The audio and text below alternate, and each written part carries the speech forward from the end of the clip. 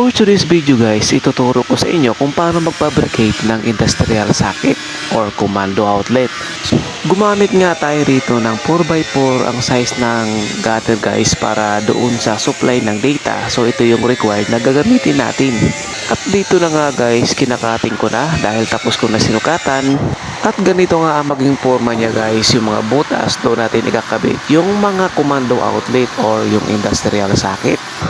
At syempre, hahasain natin yung bawat gilid-gilid niya dahil nakakasugat. At dito na nga natin ikakabit ang industrial socket guys. Kung nakikita nyo, rubber po yung nauuna. Huwag nyong kalimutan yung pinaka-rubber niya.